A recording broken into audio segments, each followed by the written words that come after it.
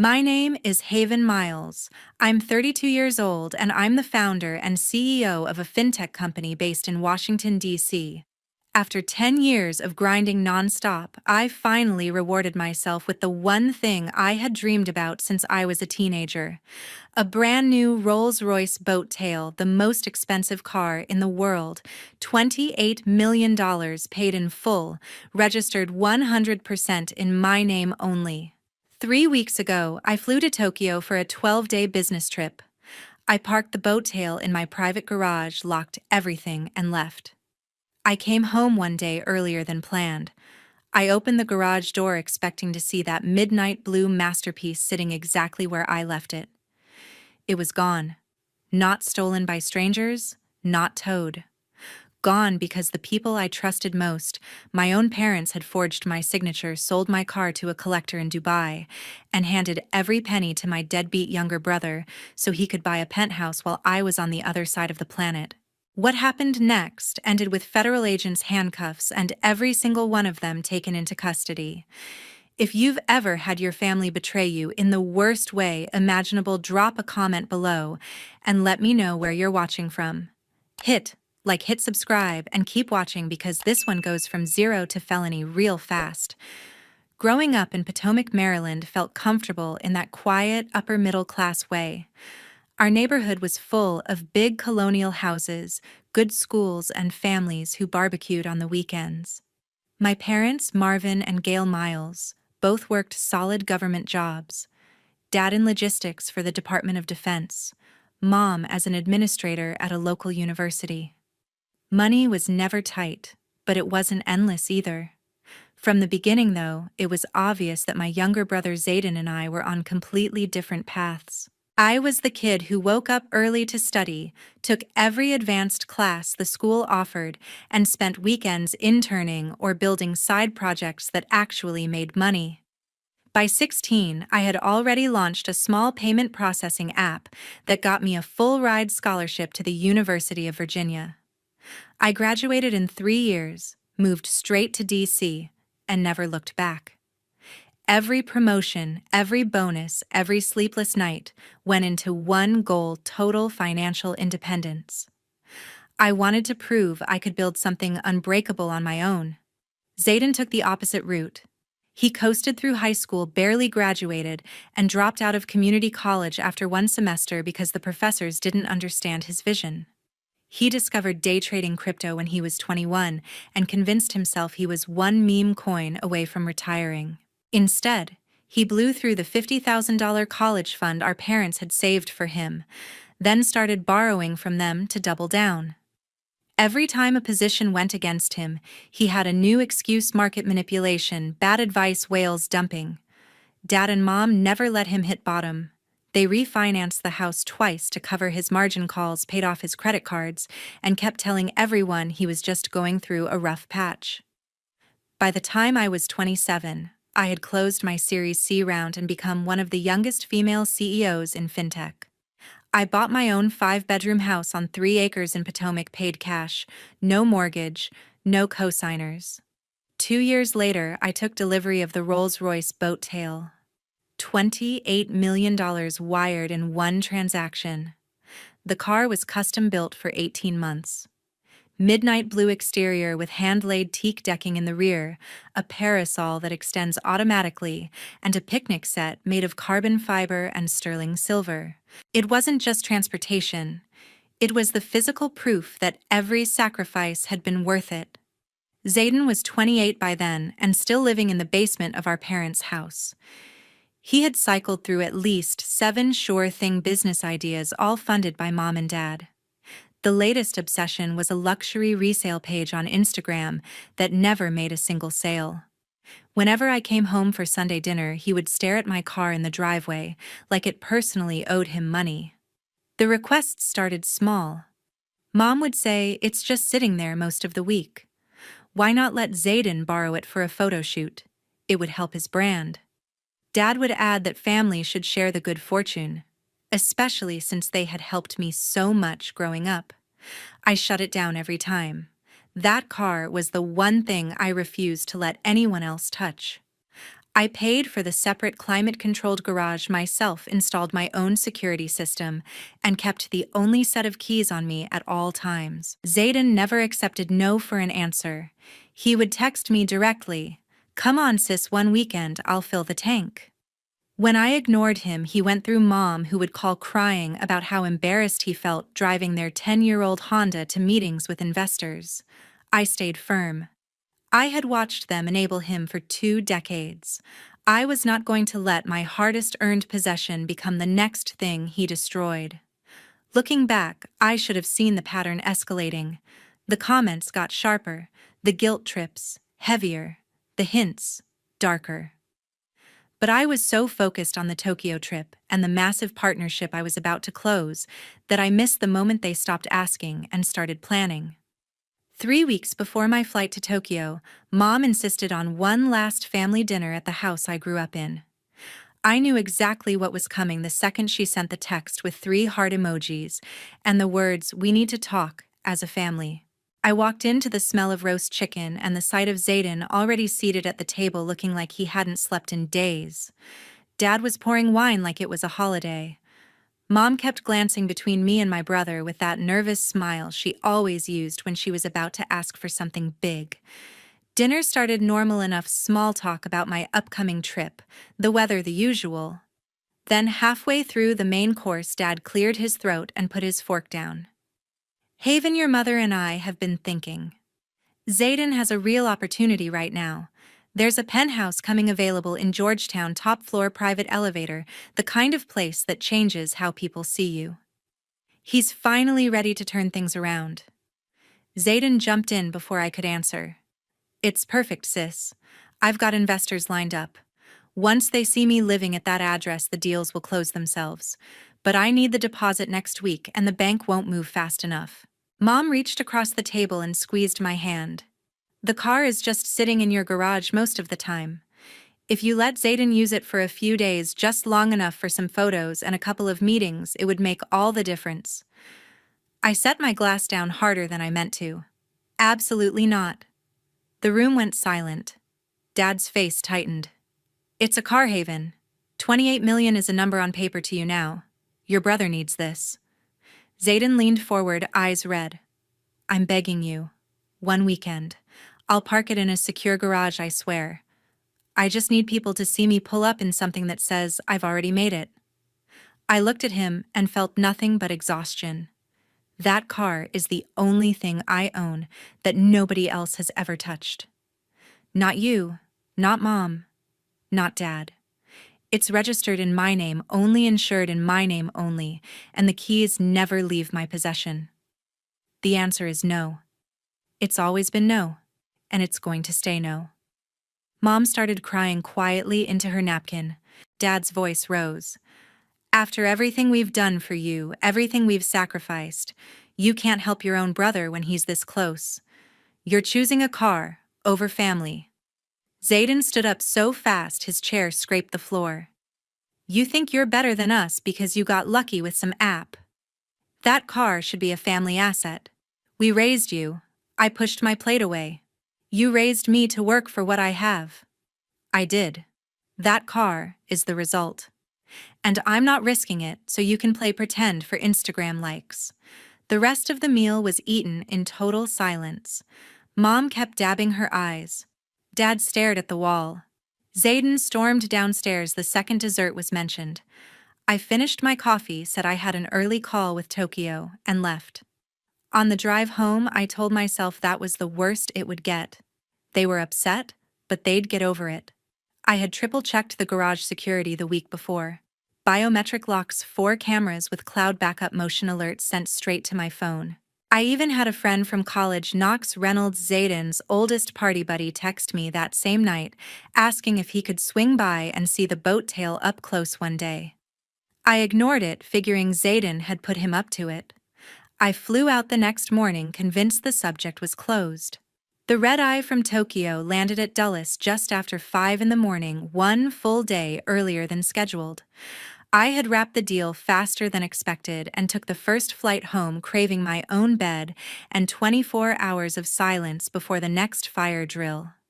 I had the car service drop me at my house in Potomac, punched in the garage code, and watched the door roll up. Empty. Just a dark oil stain where the boat tail had been parked, and a single sheet of paper fluttering on the concrete floor. I picked it up with shaking hands. It was a power of attorney supposedly signed by me, giving Zayden full authority to sell the vehicle. My signature was forged so badly it looked like a child had traced it. I called Mom first. She answered on the second ring, voice too bright for 6:30 a.m. "Hi, honey. You're back early? Where is my car?" A tiny pause, then the same calm tone. "We took care of it. Zayden needed the money for the penthouse deposit, and you were halfway across the world.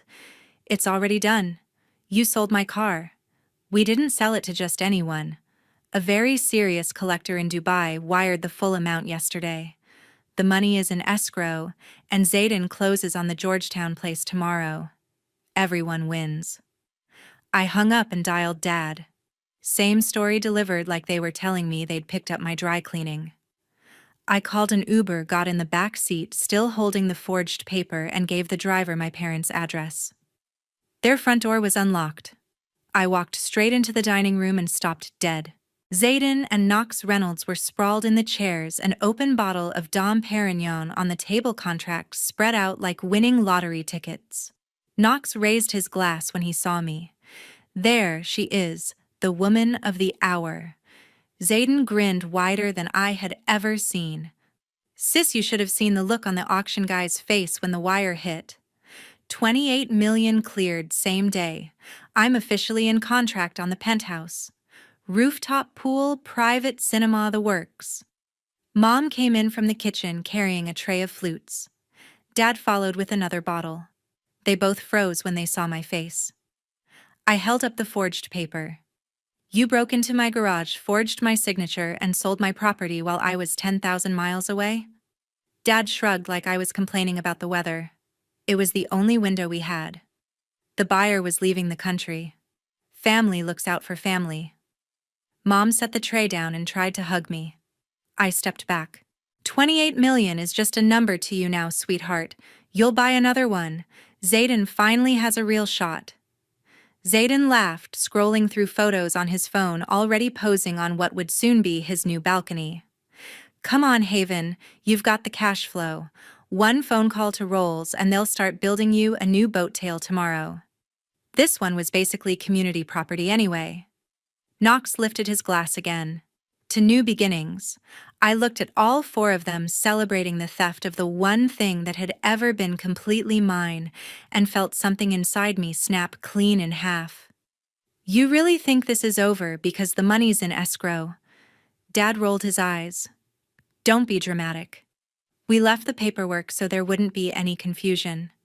Everything is legal," Mom added softly. "We did it for Zayden. You know how hard it's been for him." Zayden leaned back smug. "Relax. In 48 hours I'll be handing over the keys to the penthouse and you'll still be the rich sister. Nothing changes." I turned and walked out without another word. The door shut behind me with a click that sounded final. That same afternoon, I sat in the office of my best friend and personal attorney, Selene Harper, and laid the forged document on her desk.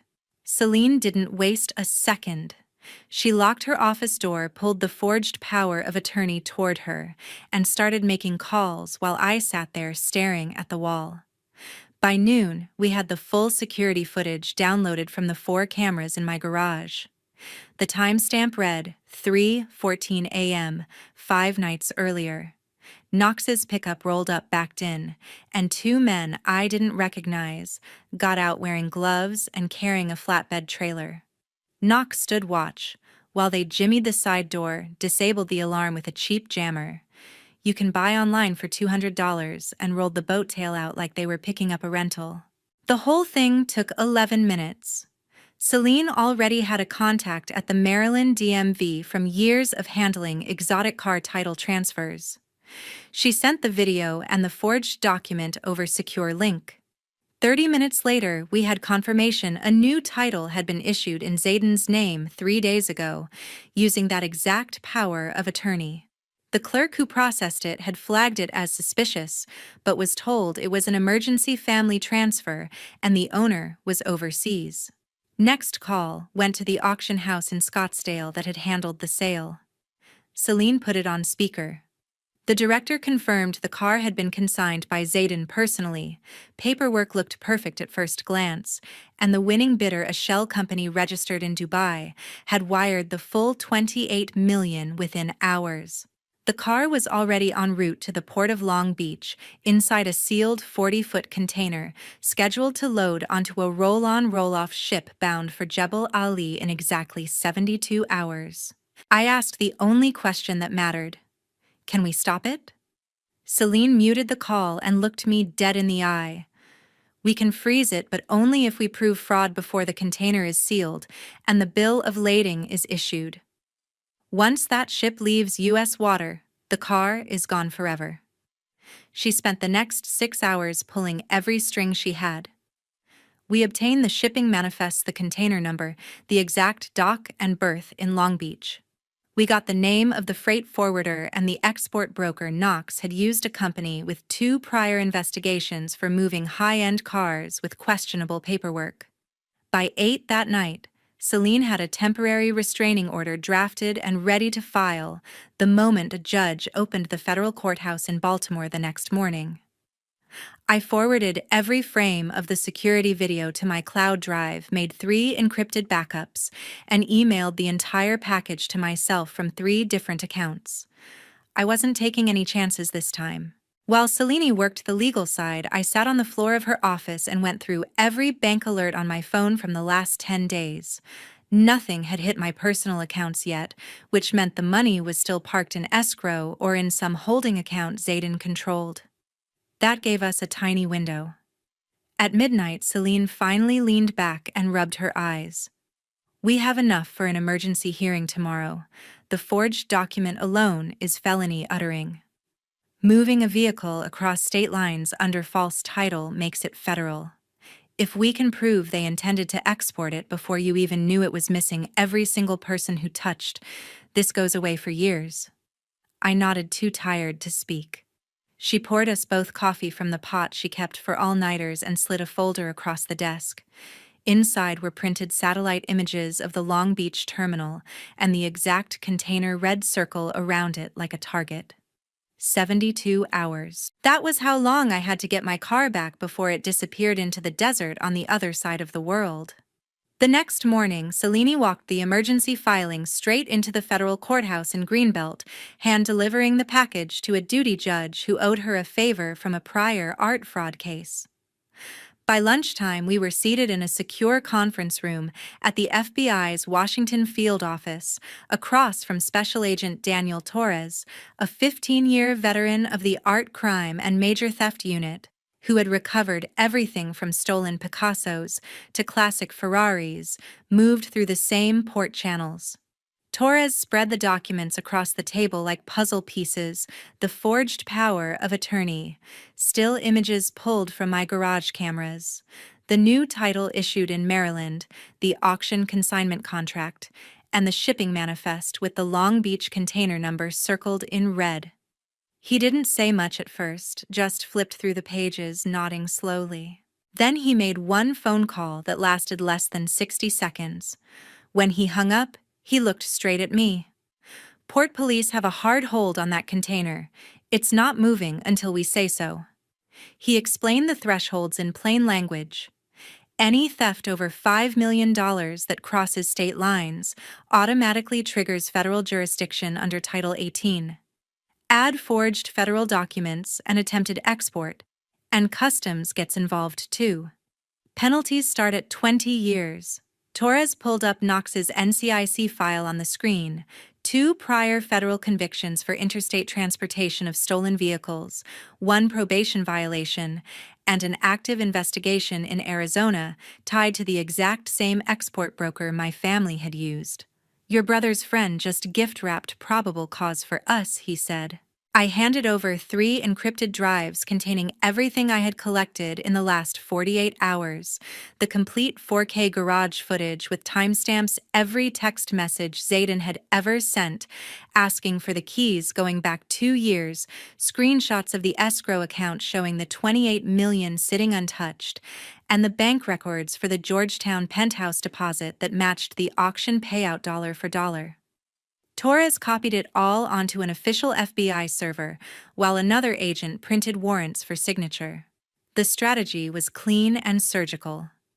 I would disappear completely. No contact, no outbursts, no hint that anything was wrong. Let them believe I had accepted the loss and moved on. The moment they appeared at the port to oversee final loading, multiple arrest teams would take them down simultaneously. Torres wanted video of them physically present while the container was being lifted onto the ship. That single act turned conspiracy from possible into provable, beyond any reasonable doubt. For the next 2 days, I went dark. I forwarded both phones to voicemail, told my executive assistant I had food poisoning and would be unreachable, and crashed on the pull-out couch in Cellini's condo in Logan Circle. Mom left 7 voicemails that started soft and concerned, moved to irritation, and ended with tearful pleas for me to call back so we could put this behind us. Dad sent 1 curt text, "Stop being childish." Zayden sent exactly 1 message, smug and triumphant. "Guess you finally came to your senses. Thanks, sis. Drinks on me soon." I read it, deleted it, and said nothing. Torres fed updates through Cellini only. Long Beach port surveillance showed Knox's black pickup arrive the night before the scheduled loadout and park near the container yard. Dad's silver Mercedes GLE appeared the following afternoon. Drone footage captured all 4 of them, Mom included, walking the dock together, pointing at paperwork, shaking hands with the broker, acting like they were closing the biggest legitimate deal of their lives. At 6:12 p.m. Pacific Time, Torres sent a single encrypted text, "Wheels up. Teams in position. Stand by." Celine and I sat in her darkened living room watching the secure satellite feed the FBI had patched through to her laptop. 4 unmarked vans slipped between the container stacks. Plainclothes agents blended with dock workers. My family stood near the crane, completely unaware that every move they made was now evidence. 3 days later, I was standing on the observation deck of Terminal Island at the port of Long Beach, wearing an FBI windbreaker 2 sizes too big and a borrowed baseball cap pulled low. Special Agent Torres stood beside me, radio clipped to his vest eyes, fixed on the container being lifted by the giant red gantry crane. The midnight blue Rolls-Royce Boat Tail inside that steel box glinted for a split second when the doors cracked open for inspection. Below us on the dock, my family waited like they were picking up a birthday present. Dad stood closest to the container, arms folded, nodding at something the broker was saying. Mom clutched her purse and kept glancing up at the crane with a nervous smile. Zayden had his phone out, filming everything for whatever new social media account he planned to launch from his penthouse. Knox leaned against his pickup, sunglasses on, acting like he owned the place. Torres spoke quietly into his sleeve. "All units confirm visual. Targets are in position. Go on my mark." The crane operator set the container down on the chassis. The broker handed Dad a clipboard. Zayden stepped forward to sign the final release. FBI, hands in the air, do not move. 20 agents poured out from between the container stacks. Red dots appeared on chests. Dad dropped the clipboard. Mom screamed. Zayden tried to run 2 steps before he was tackled face first onto the concrete. Knox raised his hands slowly, smirking, until someone kicked his legs out from under him. I watched from above as each one was forced to their knees, then flat on the ground. Cuffs clicked. Miranda rights were read in calm, practiced voices. Mom kept crying my name over and over, like saying it would make me appear and fix everything. Dad stared straight ahead, jaw clenched. Zayden started yelling about lawyers and lawsuits until an agent told him to shut up or be gagged. Knox just laughed once, bitter and short, like he knew this was always how it ended. They were loaded into separate vans and driven away. The container was unsealed, the boat tail rolled out undamaged and towed to an FBI impound lot in Los Angeles. I signed the recovery paperwork with a hand that finally stopped shaking. 8 months later, the sentences came down in federal court in Baltimore. Zayden took the hardest fall, 54 months for felony grand theft auto conspiracy to commit wire fraud and interstate transportation of stolen property, plus 3 years supervised release and a $250,000 fine. The judge called it one of the most brazen family betrayals he had ever seen. Dad got 24 months for conspiracy and aiding and abetting. Mom drew 18 months with the judge, noting her tears in court did not erase her active participation. Both lost their pensions to restitution. Knox, with his priors, drew 96 months and was shipped straight to a medium security facility in California. Every asset traceable to the sale, the escrow funds, the Georgetown deposit, even the champagne they drank that morning, was seized and returned to me through the civil forfeiture settlement. I got the full $28 million back minus legal fees. The boat tail was delivered to my new garage 2 weeks after the trial ended, detailed and perfect, like nothing had ever happened. I never attended a single hearing after the arrests. I changed every phone number, installed a new gate system with no family override, and sold the old house in Potomac without telling anyone the closing date. The last letter Mom sent from prison came back unopened. Some people say blood is thicker than water. Maybe it is. But when blood decides to steal $28 million from you while you're on another continent, water becomes the only thing left to drink. That car sitting in my garage now isn't just a reward for 10 years of work anymore. It's the line I drew in concrete between the life I built and the people who tried to take it. Thank you for staying with me until the end. If this story hit close to home, or if you've ever had to choose between family and the things you earned with your own hands, let me know in the comments. Tell me where you're watching from. Share your thoughts, and if you found any of this worth your time, please hit like and subscribe. It means more than you know.